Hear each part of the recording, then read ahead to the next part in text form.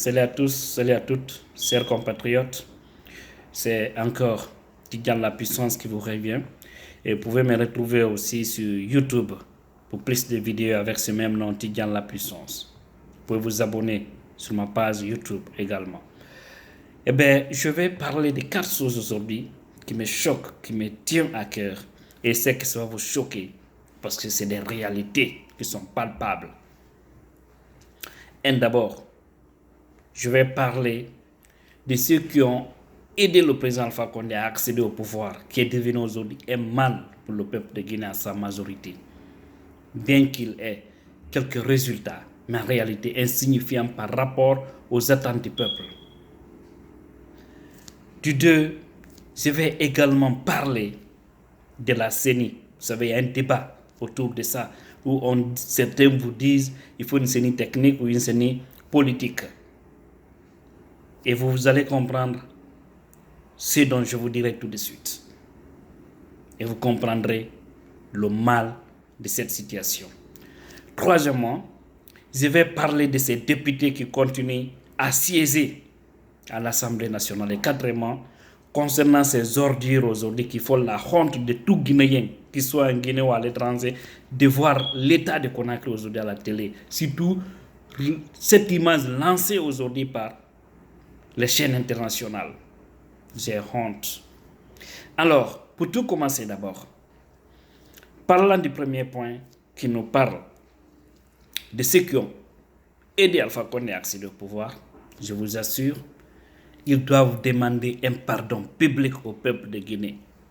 Un pardon public avant que cela ne soit tard. S'ils meurent avec ça, ils auront du mal à trouver de la place au paradis. Ça, je vous le dis. Parce que toute personne qui contribue à amener quelqu'un aux affaires ou à aider quelqu'un à faire du mal aux autres, il a sa part de responsabilité.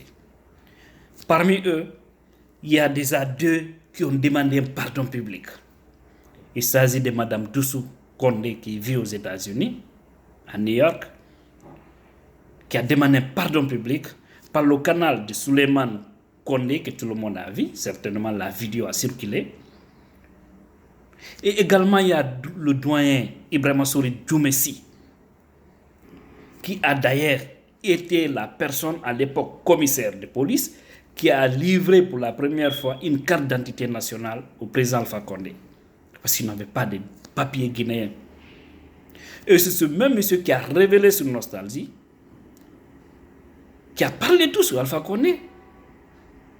Il a regretté de forger quelqu'un qui est devenu aujourd'hui un danger public pour le peuple de Guinée.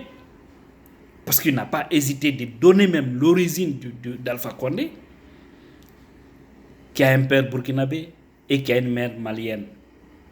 Et qui a été adopté, selon ce que le doyen a dit, par les sages des barreaux, précisément d'Ankouroussa. Qu'il a été adopté. Je ne vais pas revenir dans tout ce qu'il a dit. Pour ceux qui veulent écouter, peuvent demander la radio Nostalgie dans l'émission Africa 2015 pour comprendre la suite. Alors, ce doyen a regretté, il a demandé un pardon public au peuple de Guinée, qu'il a commis une erreur de croire à Alpha. Parce que ce qu'ils voient aujourd'hui, ce n'est pas ce qu'ils attendaient. Maintenant, il y a certains d'autres qui sont là, qui vivent, ils sont en bonne santé, ils sont là. Ils ont fait défection, mais ils sont sur un silence. Et ils doivent comprendre, ils doivent demander un pardon public. Je vais parler du docteur Ousmane Kaba. Je vais parler de Lansana Kouyaté. Je vais parler de Hadjassaran Daraba. Je vais parler de François Lousseni Fall, qui d'ailleurs était à l'époque le porte-parole de cet arc-en-ciel, qui avait dit que les militants d'IRPS ont été empoisonnés à l'Assemblée, au palais du peuple. Et par qui? On dit à travers l'Okoya. Et on sait ceux donc qui fabriquent l'Okoya en Guinée. Et qui était l'adversaire. Cela a dégénéré du côté de la Haute-Guinée, qui a causé une déchirure ethnique, qui continue a aggravé la situation aujourd'hui. Je vais également parler de Makanera, je vais parler de Papakoli, je vais parler de tout ceci. Je vais parler des cerveaux de cette situation. Je vais parler de Loseni Camara, ancien de la CENI. Je vais parler du Sénégalais, du Malien Sangaré, qui était venu entre deux tours, mais toujours jouer le jeu de Sekouba Konaté. Et les vrais cerveaux maintenant, le vrai, je vais parler de Sekouba Konaté.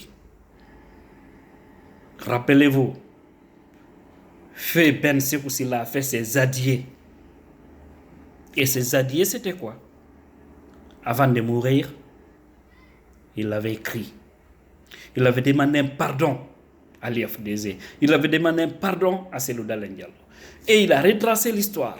Comment la situation s'est passée. Au premier tour, Cellou avait gagné dès le premier tour, mais n'ont pas voulu respecter la voix populaire et il était sous pression. Parce qu'au moment où il partait au palais du peuple pour livrer les résultats, Cellou Dalein qui était premier, sans second tour, Sidia deuxième, Alpha Condé troisième. Comme Sekouba était dans une logique, avec un agenda caché, ils ont désorienté le cortège de l'ancien président de la CENI et direction le camp Alpha Yaya. Parce qu'ils ont appelé, ils ont dit, viens d'abord, je vais voir les résultats avant de les publier. C'est là où tout a été manigancé. Sachant qu'on ne pouvait pas imposer Alpha, parce qu'il était d'abord troisième, sachant qu'on ne pouvait pas que Sidia soit là, parce qu'il ne pouvait pas avoir des stratégies, certainement pour opposer les sous-sous et aux autres. Ils ont dit, bon, maintenant, on va ramener Sidia derrière, on va aller au deuxième tour et on va jouer à notre jeu, le système tout contre un. Ils ont fait les plannings là, ils ont fait des montages pour tout simplement envoyer Alpha Condé au pouvoir. Et aujourd'hui, voici les résultats. C'est vrai, vous pouvez passer dans certains systèmes pour accéder au pouvoir, sachant que aussi demain, cela peut vous rattraper devant Dieu. Mais au moins que la personne que vous avez mis devant, que soit une personne qui a honoré, qui peut vous honorer d'ailleurs. Alpha est une honte nationale aujourd'hui. Alors vous devez tous demander pardon au peuple avant de mourir. Sinon, vous aurez du mal à trouver votre place dans le paradis. Deuxième des choses, rapidement. Je vais parler de cette CENI. J'entends souvent des gens parler par-ci par-là pour dire qu'il faut mettre une CENI technique, c'est une CENI technique qu'il fallait mettre en place. Au lieu d'une CENI politique, c'est une CENI politique qu'on a enlevé pour envoyer une CENI politique à la place d'une CENI politique. Toujours des hommes politiques à l'interne. Pourquoi on parle de CENI? C'est parce que l'administration est malhonnête. Je vais parler de ceux qui organisaient à l'époque les élections, qui n'est autre que le ministère de l'administration. Nos cadres sont malhonnêtes en leur majorité. Ils n'ont pas peur de Dieu, ils n'ont pas la foi. Sinon, vous ne pouvez pas jouer au jeu pour, c'est-à-dire manigancer la voix d'un peuple.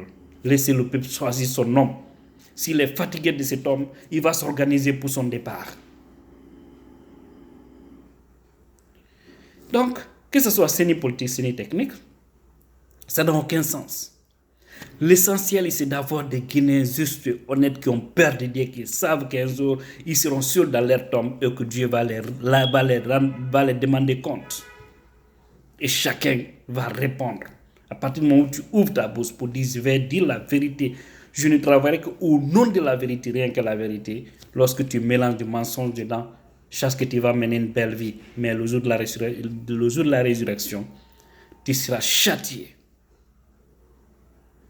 Parce que déjà c'est écrit.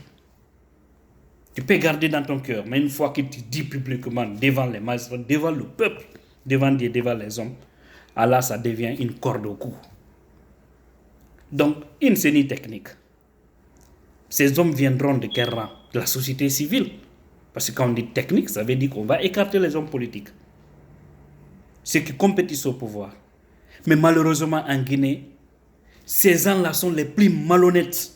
Les hommes de la société civile, ils sont plus malhonnêtes que même les hommes politiques. Et quand on dit société civile, tout le monde se retrouve dedans. Menuisiers, forgerons, commerçants. Mais maintenant, ceux qui sont à la tête, ce sont des gens qui ont été à l'école. C'est des cadres. Mais leur majorité sont malhonnêtes. Parce que c'est eux qui enveniment les choses à cause de leur intérêt personnel. Même si c'est des techniques. Mais s'ils ne sont pas honnêtes, ils viendront, ils feront le jeu du pouvoir. Quand on dit les politiques qui sont venus également au niveau de ces différents CENI, qu'est-ce qui s'est passé? Il y a eu toujours des problèmes.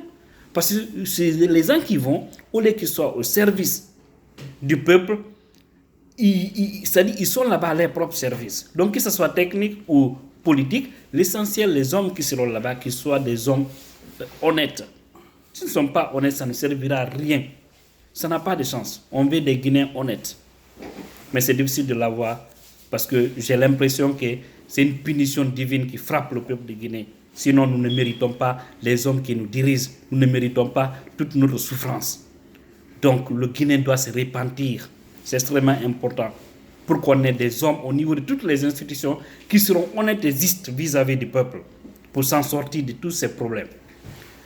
Maintenant, je vais parler également sur mon, comment on appelle ça, sur mon troisième point, sur les députés qui continuent à siéger, qui comprennent qu'ils ne sont plus là au nom du peuple, ils sont là-bas à leur propre nom, et qui comprennent qu'ils sont en train de cautionner un éventuel quatrième république. Qui comprennent cela. Hein? Parce que demain, Alpha Condé ne va pas organiser des élections. Et ce n'est pas ces députés-là qui vont dire il faut chercher Alpha Condé du pouvoir. Je ne serai pas partant pour mener ce combat. À partir du moment où vous n'êtes plus légitime, à partir du moment où le décret que Alpha a pris n'est pas un décret, même si on dit qu'il est légal, mais n'est pas un décret clair, vous ne pouvez pas rester. Parce que vous restez jusqu'à la mise en place des nouveaux députés, jusqu'à l'installation des nouveaux députés. Quand est-ce que ces nouveaux députés-là viendront? Quand? Ils seront installés quand? 2020, 2021, 2022?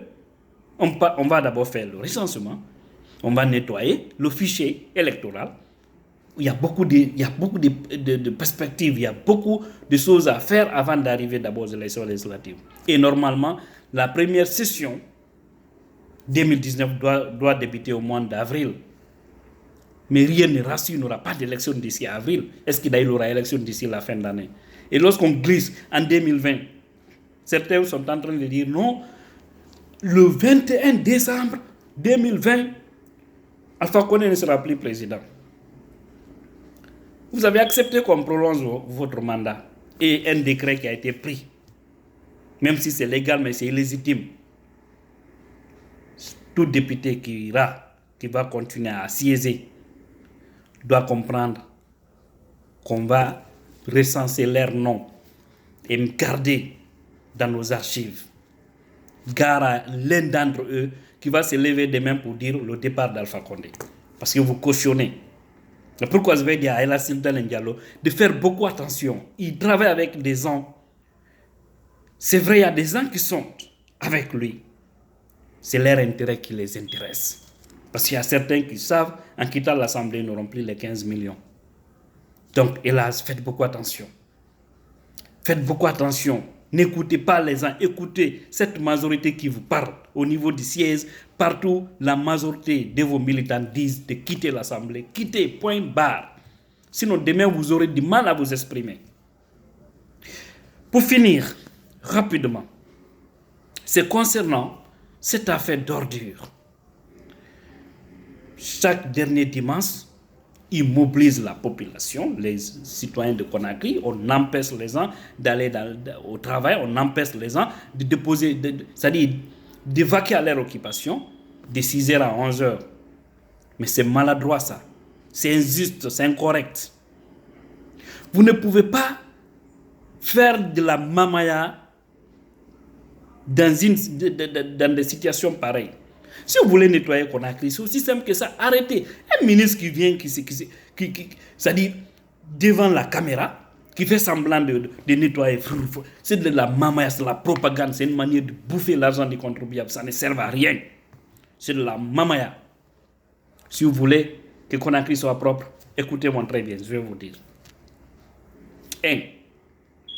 Battez-vous à trouver une industrie, il ne reste qu'une industrie qui va s'occuper au traitement de ces ordures, qui va transformer des ordures au moins en engrais. Ça, c'est un. En le faisant, vous créez d'abord de l'emploi. En le faisant, vous donnez de la valeur aux ordures.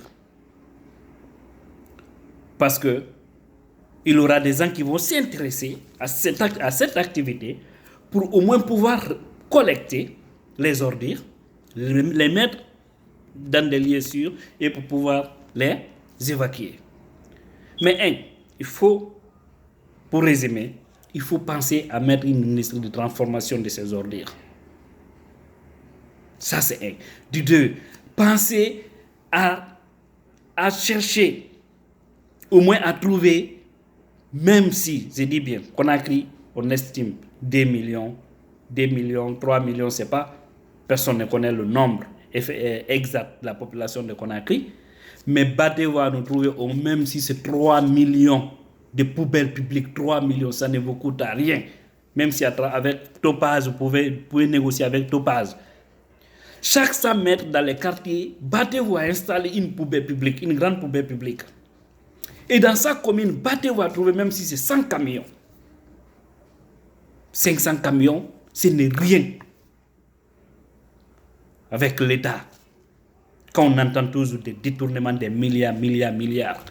50 camions, vous pouvez trouver ça banalement. 500 camions, je vais dire. Peut-être ça, c'est trop. C'est juste un exemple. Mais même si c'est 50 camions par commune, wallah, ça suffit. C'est que pour faire vite le travail et que ce soit un travail sérieux, vous recrutez des petites et moyennes entreprises dans les quartiers qui vont aussi, c'est-à-dire arranger ces heures-là qui vont trouver leur petit pain. Ceux-ci vont s'occuper à ramasser ces ordures que les citoyens vont déposer dans ces poubelles publiques. Et vous les dites dans la semaine, faites tout pour déposer tel jour, les ordures dans ces poubelles. À chaque 100 mètres, s'il y a une poubelle publique, vous pensez que le Guinéen est malade, vous pensez que les gens veulent vivre avec ces ordures? C'est parce que l'État n'existe pas, l'État a démissionné. Si tu sais qu'il y a une poubelle publique à 100 mètres de chez toi, mais tu ne peux pas hésiter de marcher à 100 mètres pour prendre tes poubelles, tes ordures, mettre dans ça. Et maintenant, chaque nuit, que ces camions viennent ramasser ces ordures. Chaque nuit, je dis bien. Ou bien, dans la semaine, au moins 3 fois que ces camions passent, quartier par quartier. On sait dans quelle commune, quels sont les camions qui sont occupés de quel quartier, tel quartier. Au niveau des bordures des routes, au moins des grandes routes. Les petites et moyennes entreprises peuvent rentrer dans les quartiers, prendre les ordures, envoyer au niveau de ces bordures des routes. Hein? Les camions, chaque nuit, ou chaque 2 nuits, ou chaque 3 nuits, ces camions-là viennent prendre ces ordures de ces poubelles-là, trouver un endroit où on peut déverser ces ordures. Un grand endroit, éloigné de Conakry, même si c'est dans le Kouria là-bas, ou bien vers les Dubrek, en tout cas, trouver un endroit où la ville de Conakry peut faire des années avant d'y arriver. D'ici là aussi, on pourra trouver une autre réflexion. Parce que la technologie, le monde avance. Que ces camions-là vont là-bas chaque jour pour déverser. Nous avons des industries de transformation de ces ordures en azote. Ils peuvent scinder les caoutchoucs et tout ce qui peut rentrer à la reconsommation. On cherche, on arrange tout. Et que ces industries-là viennent prendre des ordures de ce côté pour les transformer en engrais qui peuvent aussi être favorables à l'agriculture. Voici, c'est aussi simple. Mais ils veulent passer de la mamaya que ce régime-là aime. Si vous voulez travailler, voici une solution. Et ce n'est pas les moyens qui manquent, mais vous n'avez pas de volonté. Et le peuple doit réveiller son esprit, sa conscience pour comprendre que ceux qui nous dirigent aujourd'hui, en vérité, sont là, mais juste pour eux. Sur ce, je vous remercie. Que Dieu bénisse la Guinée, que Dieu nous aide à changer la mentalité de nos dirigeants là, ou qui nous donne des hommes qu'il faut pour une Guinée meilleure. Je vous remercie.